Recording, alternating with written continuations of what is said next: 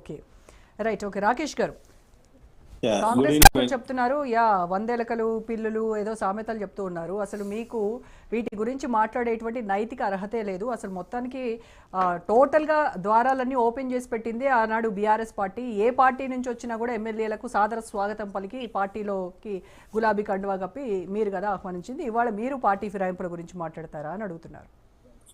Good evening madam. Good evening అక్కడ ఉన్నటువంటి రోజా గారు, మీకు, కిరణ్ కౌశిక్ యాదవ్ గారికి, హర్షన్నకు, అదేవిధంగా రాజ్ న్యూస్ ప్రేక్షకులకు. మేడం, ఏదైతే ఈరోజు చర్చ జరుగుతున్నటువంటి చర్చలో ఒకటి, క్యాబినెట్లో ఎవరు తీసుకోవాలి, ఎవరిని ఉంచుకోవాలి క్యాబినెట్లో ఎమ్మెల్యే కానీ ఎంపీ కానీ ఎలక్ట్ కానటువంటి హజరుద్దీన్ గారు కూడా ఈరోజు క్యాబినెట్లో ఉన్నారు. నెంబర్ 1. నెంబర్ 2 వచ్చేసి ఆ రోజు అంటే ఇప్పుడు మనం ఒకవేళ క్యాబినెట్లో ఎవరెవరు ఉన్నారనే చర్చ జరిగినప్పుడు బీజేపీ అంటే కాంగ్రెస్ పార్టీ ఆ రోజు మొట్టమొదట 1947లో ప్రభుత్వాన్ని ఏర్పాటు చేసినప్పుడు నెహ్రూ గారి ఆధ్వర్యంలో బీజేపీ అంటే జనసంఘ్ సంస్థాపకుడైనటువంటి శ్యామ్ ప్రసాద్ ముఖర్జీ గారు ఆయన ఎంపీగా ఉండే ఆయనను క్యాబినెట్లో తీసుకున్నారు. తర్వాత ఆయన రాజీనామా చేశాడు, కాశ్మీర్ గురించి పోరాటం చేశారు, స్వర్గస్థులైనారు జైల్లోనే, కాశ్మీర్ జైల్లో. అదేవిధంగా డాక్టర్ అంబేద్కర్ గారు కూడా ఆ రోజు క్యాబినెట్లో తీసుకున్నారు, ఆయన కూడా రాజీనామా చేశారు కాంగ్రెస్ పార్టీ నచ్చక. క్యాబినెట్లో ఈ సభ్యులే ఉండాలని చెప్పేసి ఎక్కడ కూడా రూల్ అండ్ రెగ్యులేషన్ లేదు మేడం.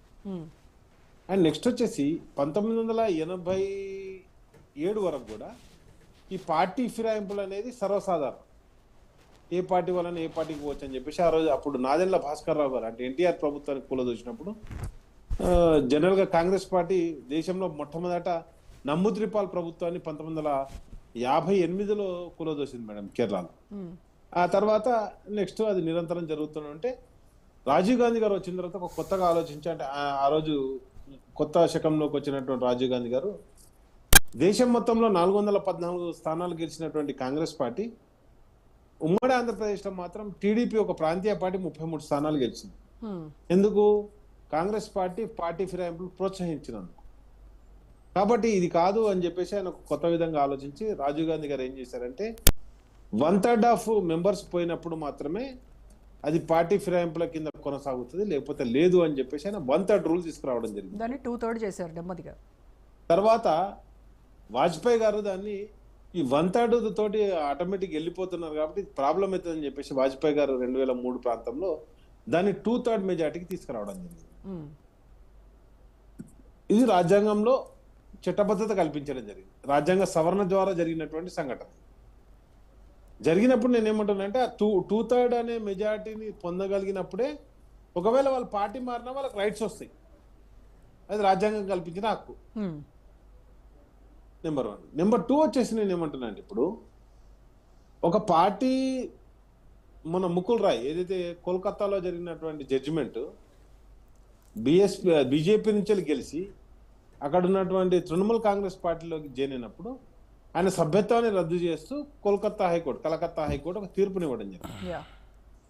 అంతకుముందు మనము ఏదైతే తీసుకున్నప్పుడు ఢిల్లీలో ఆమ్ ఆద్మీ పార్టీ నుంచి గెలిచి బీఎస్పీ పార్టీ నుంచి కంటెస్ట్ చేసినటువంటి అభ్యర్థిని కూడా అక్కడ డిస్క్వాలిఫై చేయడం జరిగింది. కాబట్టి ఇవన్నీ తీసుకున్నప్పుడు, ఉదాహరణలు తీసుకున్నప్పుడు ఏమైతే చట్టబద్ధంగా రాజ్యాంగబద్ధంగా ఒక నిర్ణయం తీసుకున్నప్పుడు ఆ నిర్ణయానికి ఎవరు కానీ ప్రశ్నించే రైట్ లేదు. ఇప్పుడు జరుగుతున్నటువంటి చర్చ ఏంటంటే రాజ్యాంగాన్ని రక్షించాల్సిన బాధ్యత ఎవరిది? రాజ్యాంగంలో కొన్ని ఇప్పుడు వాక్ స్వాతంత్రం ఉంటుంది, లేకపోతే ఫ్రీడమ్ ఆఫ్ రైటింగ్ ఉంటుంది, పత్రికా స్వేచ్ఛ ఉంటుంది. ఎవరు కాపాడాలి వాటిని? కాపాడడానికి ఎవరు? దానికి రక్షకులు ఎవరు? ఇప్పుడు అధికార పార్టీ ఏది చేస్తే అది నడుస్తుంది అనుకున్నప్పుడు అది ఏ పార్టీ అయినా కావచ్చు ప్రజాస్వామ్యంలో. I'm not saying to the my party your party అని కాదు. ఏ పార్టీ ఒకటి తీసుకున్నప్పుడు దాన్ని కాపాడాల్సింది ఎవరు? తప్పకుండా మన కాన్స్టిట్యూషన్లో ఏదైనా కాన్స్టిట్యూషన్ పరిరక్షించాలన్నప్పుడు, రాజ్యాంగాన్ని కాపాడాలనుకున్నప్పుడు మనం సుప్రీంకోర్టు తలుపు తట్టడం జరుగుతుంది. ఇప్పుడు తలుపు తట్టింది కూడా సుప్రీంకోర్టు తలుపు తట్టింది. సుప్రీంకోర్టు ఒక టైం లైన్ పెట్టింది. నువ్వు దాన్ని యాక్సెప్ట్ చేస్తావా, రిజెక్ట్ చేస్తావా? ఒక నిర్ణయాన్ని డిసిషన్ తీసుకోవాలి.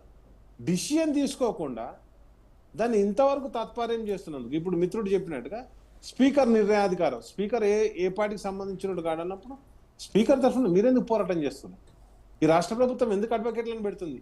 రాష్ట్ర ప్రభుత్వం డబ్బుతో అడ్వకేట్ని ఎందుకు పెట్టింది? మరి స్పీకర్ ఇండివిజువల్ అన్నప్పుడు శాసనసభ వ్యవహారాల నుంచి పెట్టాలి కదా. ఇప్పుడు స్పీకర్ అయితే పార్టీకి రాజీనామా చేయలే కదా. కాబట్టి ఈరోజు చేరేది మీ కాంగ్రెస్ పార్టీలు. సరే, మీరు అట్లాంటి తప్పనుకున్నప్పుడు మణిపూర్లో జరిగినటువంటి కాంగ్రెస్ నుంచి వెళ్ళి బీజేపీకి పోయినప్పుడు మీరే కేసు వేసారు, ఆ కేసు పెట్టినాం మేము.